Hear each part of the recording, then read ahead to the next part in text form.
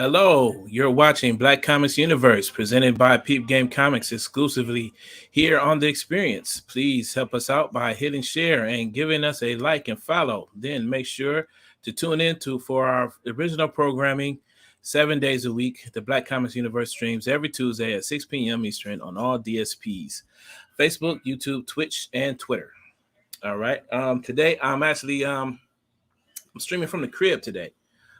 So don't mind the odd background. I actually added some decor with my son's Power Ranger robot there, Megazord. But yeah, I'm streaming live from the crib. I am by myself today, but I do have some big news. For starters, I'm proud to announce that I have officially launched our website. It's available at blackcomicsuniverse.com. Actually, I can share that screen here.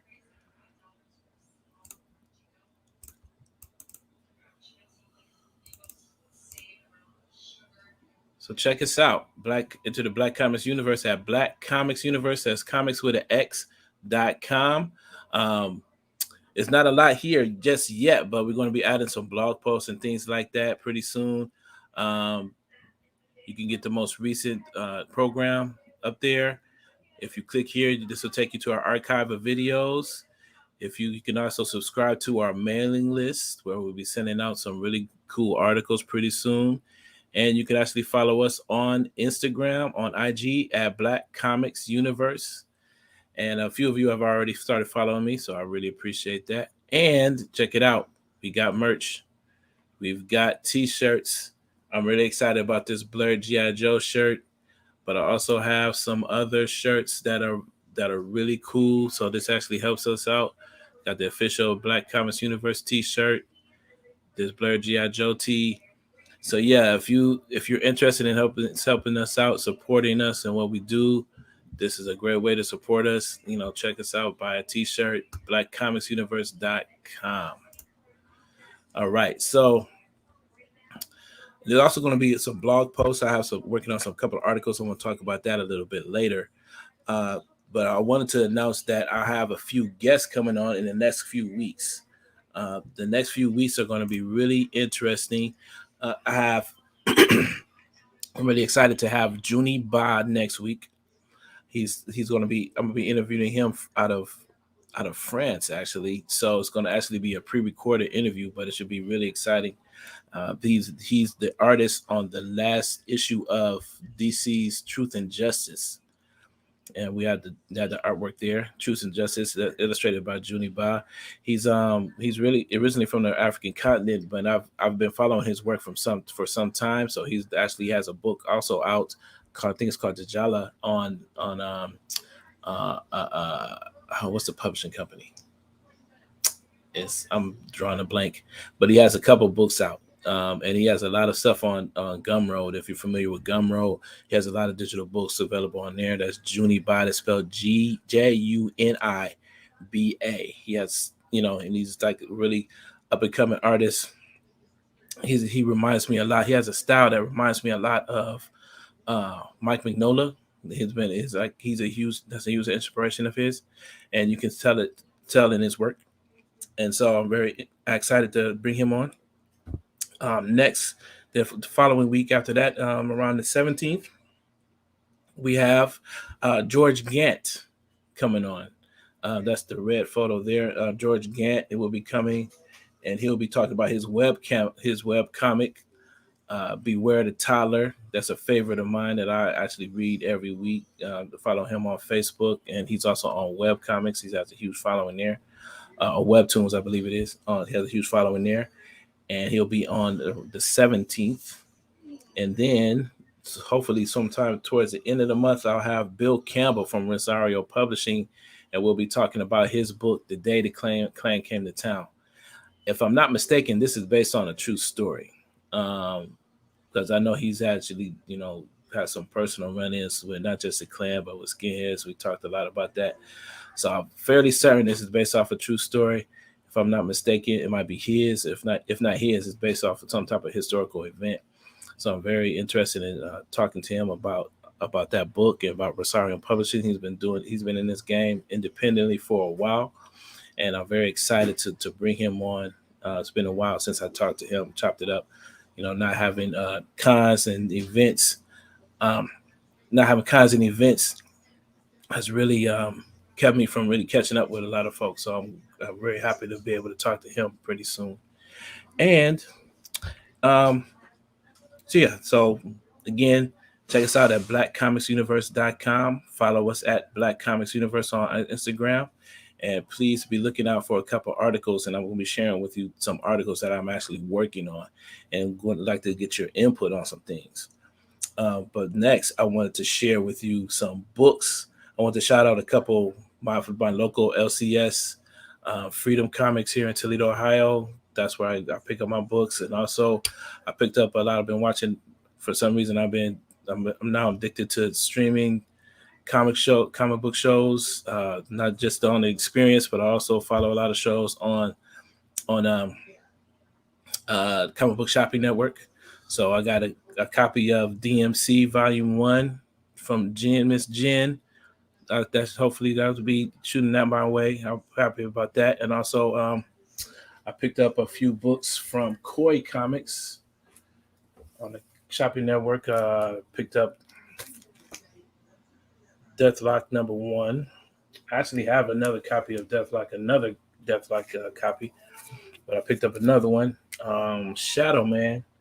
Now this is not the one this is from Acclaim, not the one from Valiant, but I think the Valiant one is loosely based on that one. I'm not sure, but actually got a really good deal on that. And I'm a huge fan of Thrawn.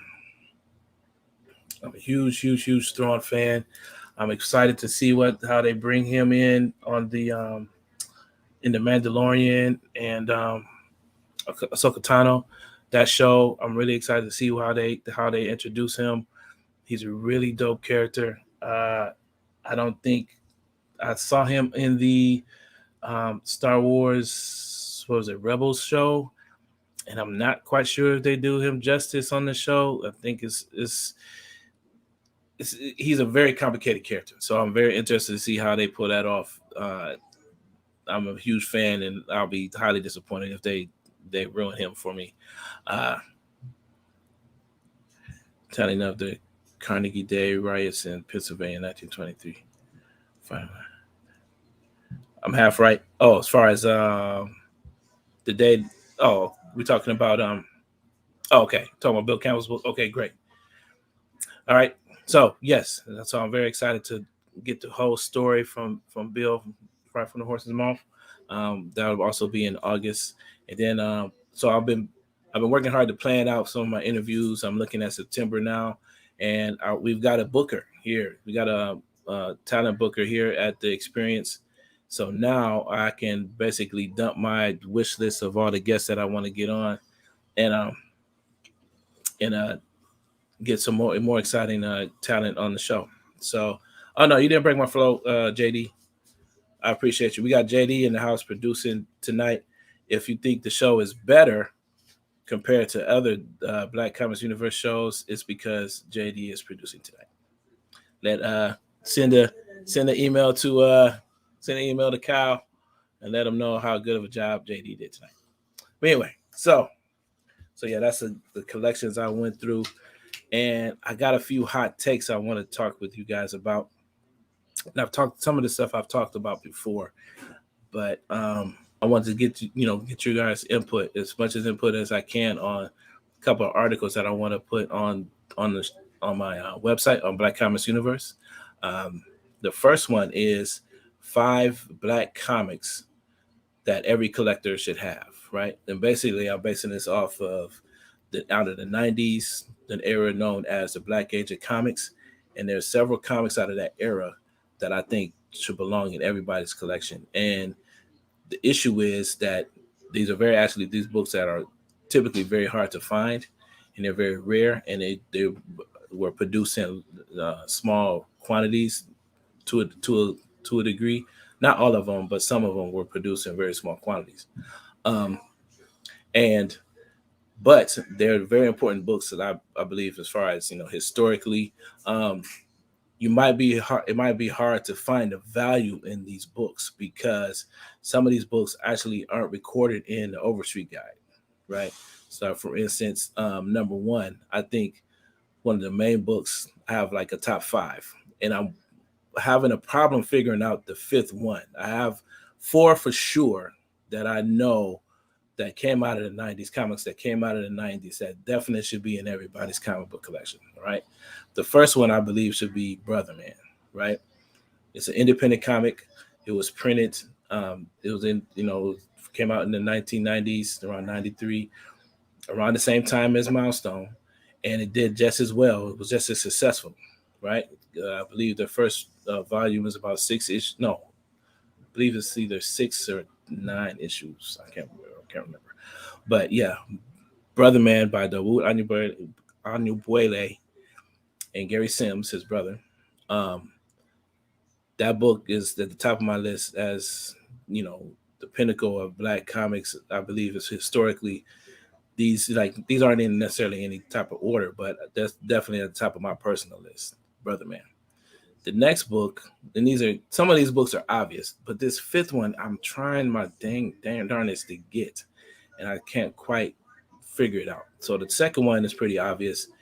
Is probably anything out of Milestone, but mainly Static. Static number one, which I actually own a copy. I own a copy of both of these books. Static is definitely on that list of Black comics that you want to add to your collection. And also, it's not just because in Static, for certain, and I'll be talking about Static a little bit later. Static, for certain, has a lot of value now, as we're going into this, possibly having a live action film that's supposed to be produced by Michael B. Jordan. Um, they haven't cast him yet, but I promise you, as soon as the casting happens, that number one, that book is going to probably be worth a lot of money. Is steadily climbing in value on not on Etsy, but on eBay. Um, is steadily making noise out with the release of the new season of Static. So I would definitely try to get your hands, and it's fairly inexpensive now. I would try to get your hands on a Static number one, preferably sealed in. They There was a run of them that was sealed, like poly bag. I have one that's poly bag, but I actually opened mine up. But I got the bag and everything. But yeah, I kind of opened mine up. I'm not trying to sell it anytime soon, but I kind of ruined the mystique, and I did peek inside. But anyway, so that's number two. So I have Brother Man and Static. Obvious, right? The third one's pretty obvious too. Broke a lot of sales records in the '90s, and that's Tribe by Larry Stroman and Todd Johnson. Now, it's like the artwork is phenomenal. Larry Stroman made a huge name for himself on X Force I think it's Alien Legion, right? So that's a huge book. I believe, and I actually own a copy of this book too. His run of X Force might be the first X title illustrated by a Black artist. I might, and I've actually asked him. He was fairly certain that it was true. He wasn't sure, but I'll be willing to do some more research on that. But I believe that's the first X title with a Black artist. X Force, and I believe it's X Force number. I can't remember the number, but I do own a copy of that. And I think that's a very important book as well. But that's not necessarily on the list. Black Excellence. Yes, of course. Right. That's perfect. So there's 3 books there. The 4th book is not necessarily considered part of, since it's part of the mainstream part, it's a Marvel book. I do consider it a part of, since it came out in the 90s. I believe that sure, fairly certain it came out in the 90s. Was um, uh, the Christopher Priest run of Black Panther. So Black Panther #1, the Christopher Priest run out of the 90s. Definitely, it's a huge had a huge impact. It's probably hugely undervalued compared to, you know, when you consider how popular the movie was. I actually just saw a video talking about the value of the first appearance of Black Panther in I believe it's Fantastic Four 52 or 54, but it's extreme. That book is extremely undervalued compared to all the other Avenger titles and Avenger heroes out of that book. Um, so you'd be surprised how undervalued that you could get this, for a steal, but it's actually hard to find. So but again, I put that book in #4. I'm having a very hard time thinking of a 5th book. Um, and I'm hoping, like, if he doesn't watch it now, if he's not watching now, watching it later, I'm sure Marcus Roberts, my friend Marcus Roberts, will jump in, and he'll have a book for me to come in at #5. I'm trying to figure it out, and I can't really put my finger on a really solid 5th book. A book that came to mind, but it doesn't really resonate with me. A book that came to mind was um, Dwayne Turner's run uh, Luke Cage, right? Because what happened was, when they saw how cool everything was coming out of Milestone, you'll notice that the Big Two did a lot of sort of like rebranding some of their Black characters. So you had Steel. There was a run of Steel by, it's like they actually pulled some of the people out of they pulled some of the people out of a Milestone, and actually tried to get them to do runs of some of their popular Black comic book artists, uh, for them. So you had a run of Steel. You had, Dennis Cohen did a run of Steel. You had also, like I just showed you, you had this newest version of Deathlock, right? And and then you got Dwayne Turner did Luke Cage, which was out. It was kind of hip. It was kind of cool, but I don't think it fits in that #5 spot. I'm trying to think of a 5th book, and if you have an idea as to the 5th most important Black comic that came out in the 90s, let me know. Um, I think I have a good idea what Marcus is going to say. I'm not sure about that book, but I'm willing to listen to anybody's ideas. I do have some honorable mentions that could possibly fit that. So of course, like I said, uh, uh, the Luke Cage book. Possibly, there's a ton of stuff out of the '90s that, from independent standpoint, when you have Purge, you have work by uh, Kumba.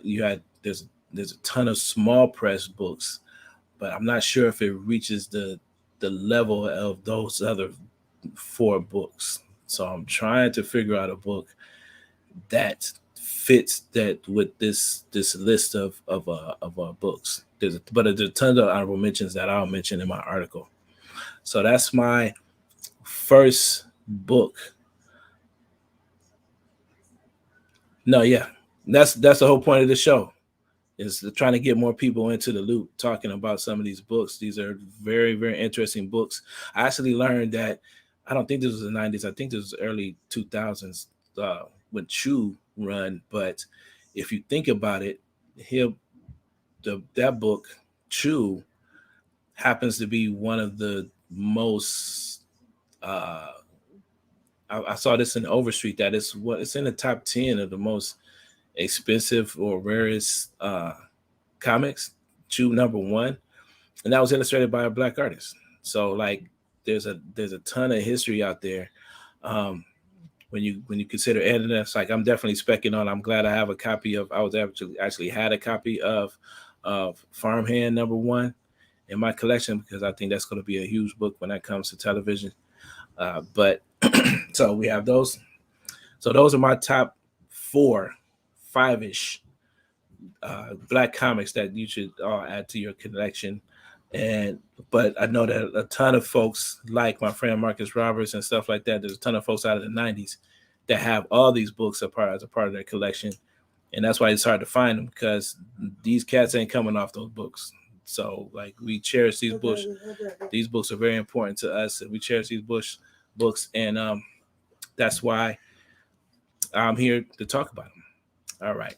We're going to do a short commercial break, and we'll be right back.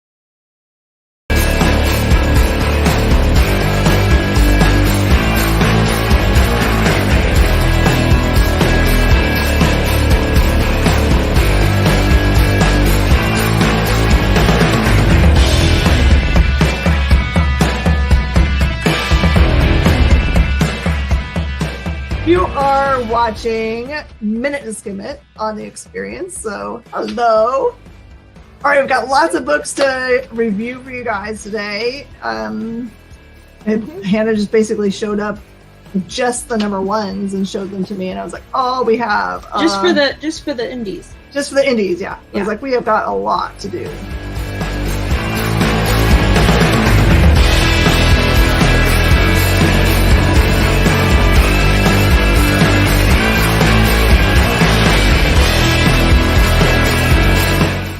To be continued. 3 little words that hold the secret to the next great story. 3 words that will thrill you, confound you, give life to new possibilities. Every variation of To Be Continued is a promise of adventure, a promise of excitement, a promise of unseen wonders and unexplored worlds. A promise that every issue you read makes you a part of a never-ending journey. And behind every page, there will be an unopened door waiting for you. This story to be continued at your local comic book shop today. Visit comicshoplocator.com today.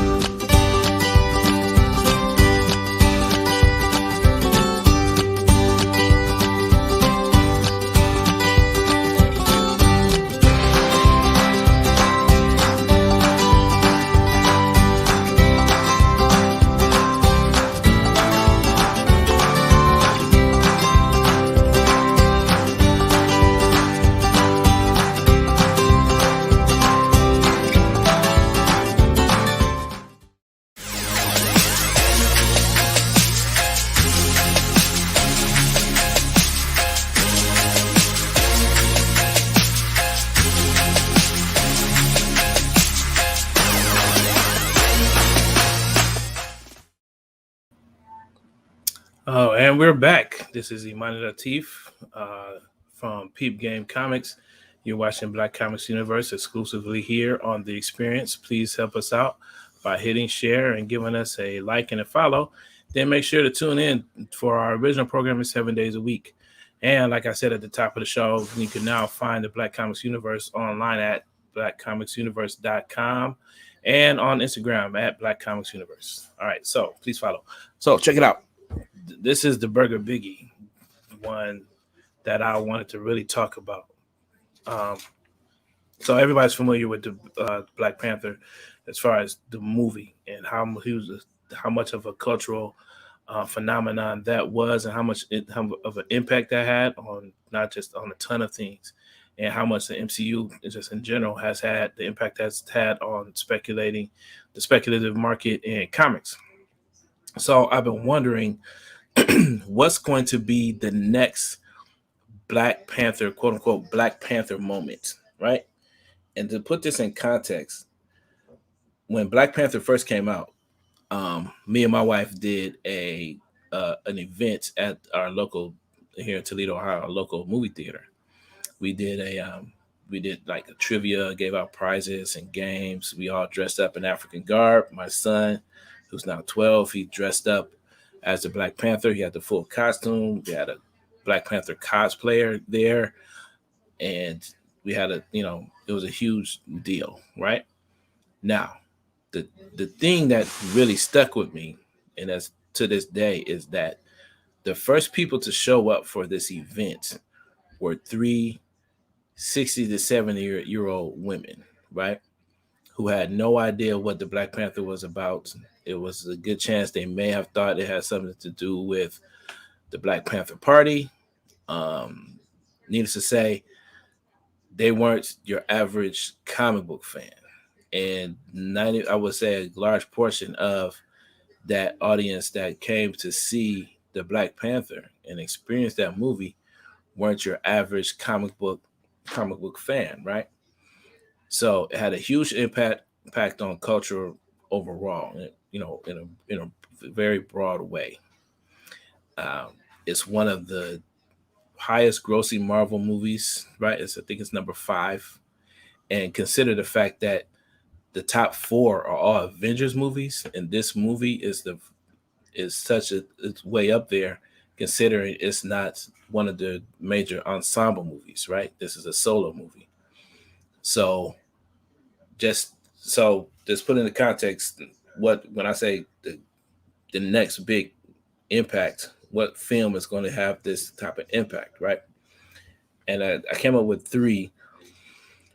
Please chime in with your ideas, all right? So I'm about to break them down for you. First one is pretty obvious, right? They're not all obvious, but the first one I think might have somewhat of an impact is the live action Static movie, right? When they finally cast this and show previews and things of this nature, I think there's going to be a ton of buzz, and it might have an opportunity to really have a huge impact on folks, much like the Black Panther did. Now, I think it has some of an uphill battle because I feel like so much thunder was taken from it when they introduced Into the Spider-Verse, right? I felt like so much of what made Miles Morales cool in that show, it reminded me of Static, the first issues of Static comic book and the show. There were so many things in that movie that reminded me of Static. So I will keep an eye out for that. That could possibly be a moment, right? So that's one of the first things that came to mind. The second thing that came to mind, which I think is pretty obvious, and I think it's going to probably be a really, really big deal, is Miles Morales being cast, and not to mention that, but BP might be the best Marvel solo movie, period. It might be. It definitely might be. And considering and you got to think about the level that they have to, what they have to compete with. You had Chadwick Boseman, who was iconic in that role. With him passing, now he's reached this untouchable status, right? There were talks about not recasting the character at all, things like this. This is how huge of an impact this not just the character had, but this actor had on this role. So this is what they have to live up to. So I would hate to be the person that's casting Static or any of these characters, let alone having to direct these next couple movies. Man, it's going to be bananas. So yeah, the first one is Static. Michael B. Jordan is involved, which might be helpful, but I don't know. I don't know. It's like this is in the hands of Warner Brothers and DC. Uh, they haven't necessarily knocked too many things out the park, so I have a lot of trepidation about this. But it's in the hands of Reggie Hudlin too, so it could work. But that's definitely a possible runner-up. I don't think that I'm not even sure that anything on my list could top the Black Panther, but I got one that might, but it's going to be tough. The second moment I think that could possibly match the Black Panther phenomenon will be introducing Miles Morales in the MCU, right? Uh, just like when we saw Black Panther for the first time in Civil War, seeing him for the first time in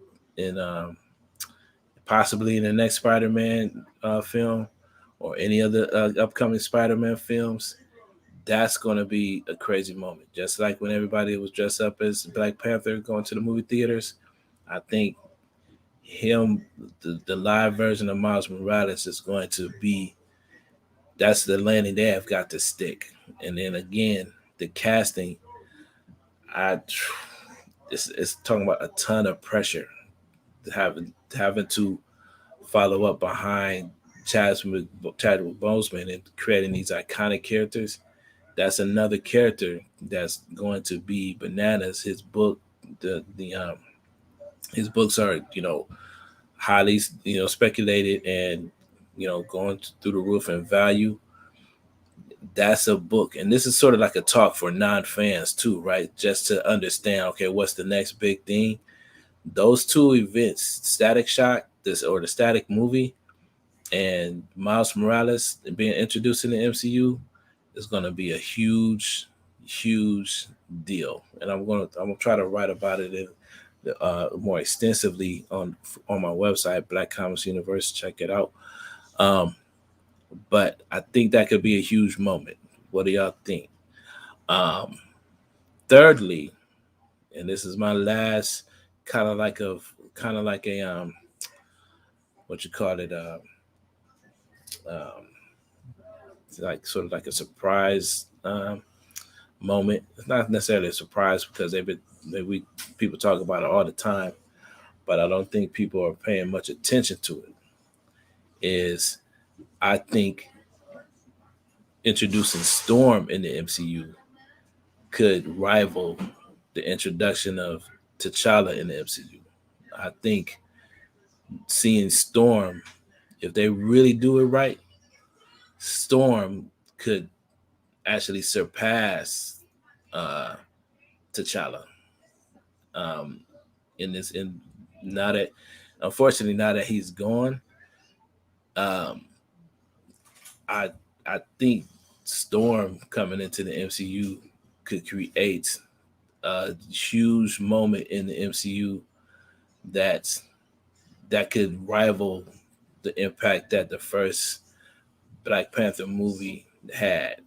And so it's another one of them castings where they have got to get it absolutely right. And I think it's very interesting. Like Michaela Cole they said that she's been cast for a role in the next Black Panther movie. They didn't say what the role was, but she is the type of actor that I would love to see her as Storm, but that's definitely the caliber of actress that you have to be looking for to introduce that character in the MCU. I promise you that character, Storm's character, could eclipse a lot of stuff going on in the MCU. I feel like she has that type of fan base in the general public, not just amongst fans. And that's actually that's going to be a book I'm going to be on the hunt for. It's weird, like as popular as Storm is, they've never really Marvel has never really pulled off a Storm book, which I think is sad. Like she should have a strong. Um, you would just think that she would have a stronger fan base, um, but unfortunately, the creative team that was behind the Shuri book, I think could handle a Storm book fairly well. But yeah, I think I'm gonna be on the hunt for that book because I honestly think that I think she's gonna smash. She's gonna kill it. It's gonna be a huge deal, and it's something where if they decide not to cast T'Challa like they said they're going to, then that means that they could be. It's possible they could be building the whole Wakanda franchise around Storm, and I think that's actually a smart idea, and I just think she is she could really, really, really be the one. She also be in the discussion, the most powerful mutant, right? She controls the weather. That's big, sure, not Phoenix, powerful, but she's far more powerful than most of the X roster. That's another good point. I think that a lot of the speculation around X-Men right now is just as much about speculation on her as much as it is around other characters in the X-Men universe. So when you talk about the first appearance of Storm in the X-Men title, that book is spiking. Uh, a lot of her other appearances, I think a lot of her other appearances are going to really, really spike pretty soon because I think that her introduction into MCU is going to be a huge deal, right? Uh, and now, mind you, we've seen her before in other films, but it's just not the same. Just like the Tom Holland Spider Man is you know as a phenomenon. The current Spider-Man movies has been such a huge phenomenon compared to anything they did at Fox. So I'm not taking away from anything that Halle Berry or any other actresses did with Storm, but the MCU is going to take this thing and they're going to put it in its proper perspective. And I think this is a huge opportunity to really reintroduce Storm actually. So I would hope that they really do something with her title, with her character. Yeah, she's totally underused. I cannot. If they have got to figure out a way to really, really capitalize on this. It's like she's one of the most recognized characters, comic book characters in in comics. She has a signature look. She has her powers are off the charts. It's pretty crowded. Her type of powers are pretty crowded, like with static and then black lightning and all this kind of stuff. But still, I think the MCU really could really, really take off with that. Do you think MCU should? Do you think MCU should introduce all the mutants individually or in other Marvel character movies and build up to an X-Men movie like they did with each original? All right, so I've been thinking this is a great conversation. So I've been thinking a lot about how they're going to introduce the X-Men into the Marvel universe, and this is especially considering the fact that Marvel universe has no qualms with trolling us like they did in Wanda and the Winter and how they did in WandaVision, right? So like they introduced this random Quicksilver dude and they're like totally, totally tricked us into thinking that this was going to be where they introduce mutants, and it wasn't that at all.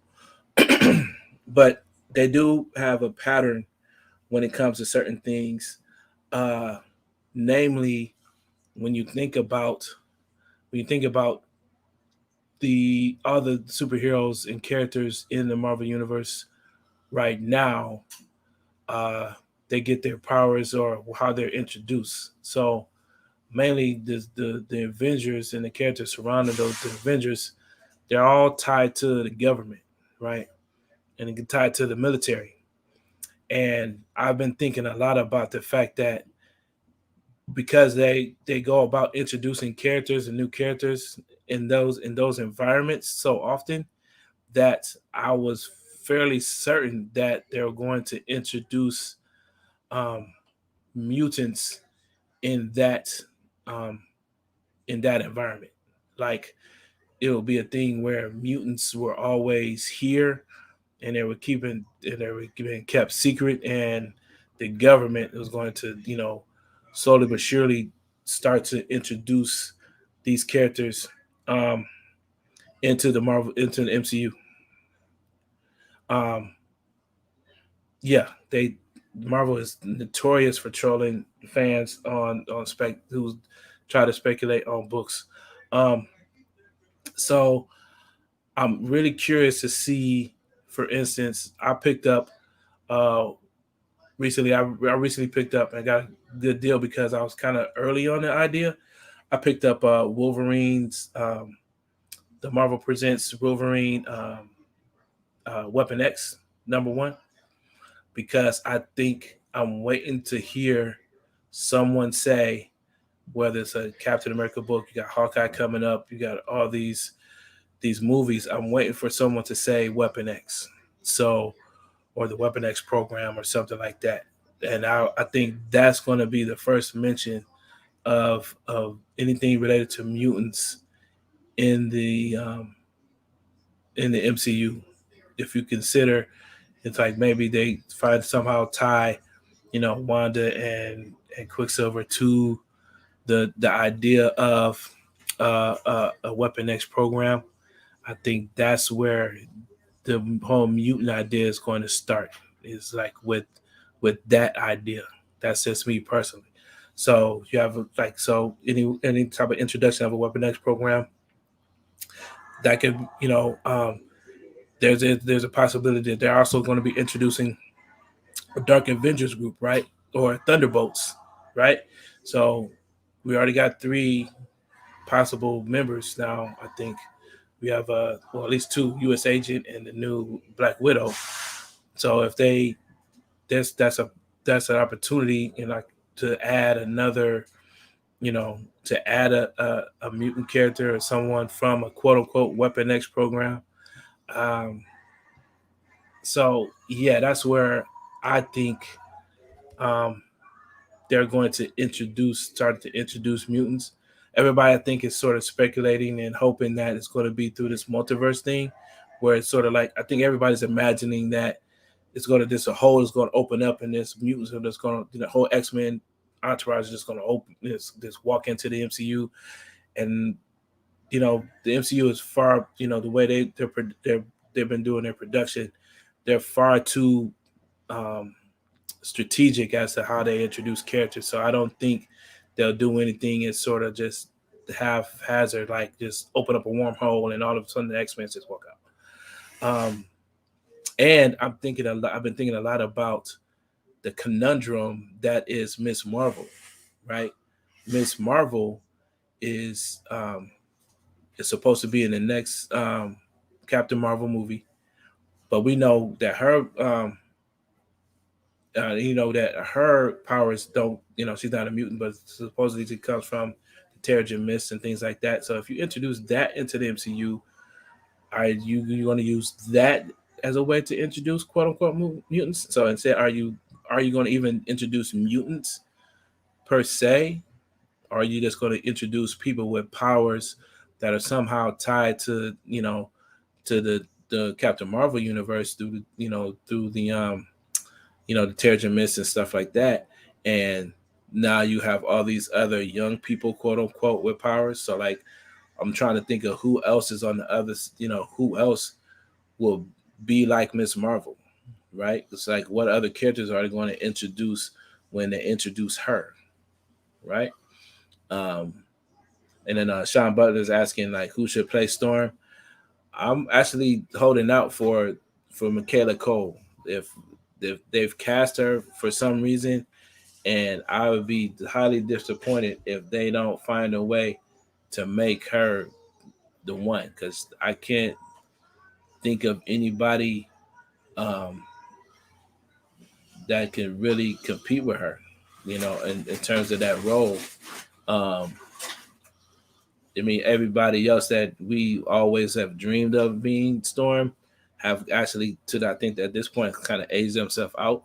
I think it was interesting, like for instance, that they cast Angela Bassett in the Black Panther movie, but that's somebody that we've always wanted to see as Storm, at least back in the day. So now that she's actually um, in the MCU, it's like, okay, she's off the table. So now it has to be somebody younger. But yeah, Michaela Cole has the chops to do it. But I'm trying to think. It's not too many. And that's the thing. What tends to happen? What you see is a lot of memes of folks to be cast for the role, and it's all aesthetic. It's all aesthetic. Um, it's all men and women. It's all women that basically aesthetically can fit and play that role. But as far as the actual acting ability, it's I don't know if it's not always there, right? Or at the same time, not just acting ability, but ability to build an audience around them. So, like I said, it's a huge order. Colo's great and having, yep, yeah, I like Cole in the role, and and there's so much around it. It's like it's not just about who they cast; it's how they're going to, how will they how would they style her, right? What would her hair be like? She's going to have the long flowing white hair that's typical in the comics, or she's going to have the mohawk, or is going to hair going to be Afrocentric, like Michaela Cole has, a traditional, like she has short hair, right? It's like, are they going to stick with that and just have her short white hair? Is she going to look more Afrocentric in that respect, or are they going to try to make her more modern? You know,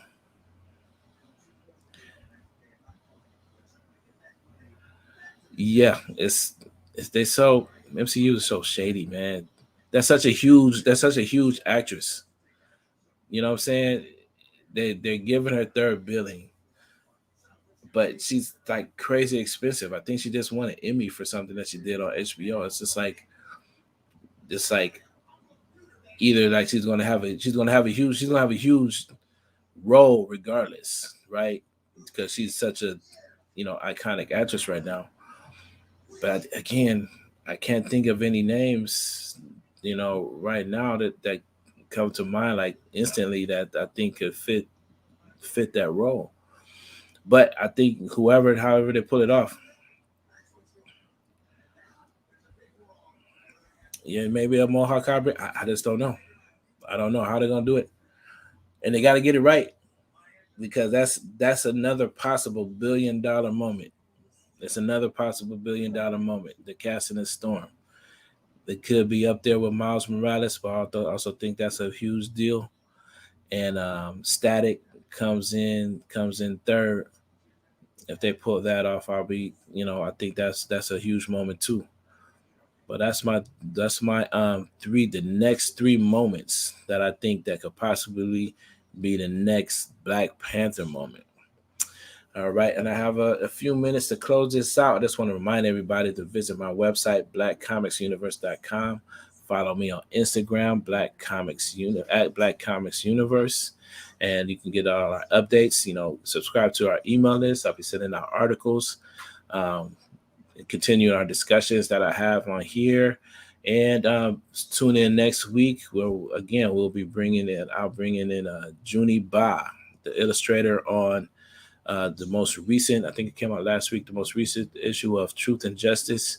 But he also has another book out on publisher I can't remember, and I'm probably going to butcher the title, so I'm not going to say it, but we'll talk about it next week for sure. And then following that, I have George Gant coming on the 17th. He's the creator of Beware the Toddler. It's a great web comic. He's a phenomenal illustrator. It's like he's one of those illustrators that I am jealous of. I like to follow his work and steal his techniques. And after that, hopefully I'll be bringing on Bill Campbell, the writer of and publisher of The Day the Klan Came to Town. And we'll be talking about his book and his publishing company, Rosarium Publishing. And with that, I will be closing out on behalf of Peep Game Comics and The Experience. Please follow The Experience on all DSPs. Give my man JD, the producer, a shout out. He needs to make one of those for you. One of what for me? He needs to make one of those for me. Oh, illustration of me. Oh, okay, yeah. I might have to pay him to do me up, hook me up. Yep, and special shout out to my producer today, JD, and my name is Imani Latif, creator of Peep Game Comics. Follow me at Black Comics Universe. Thanks.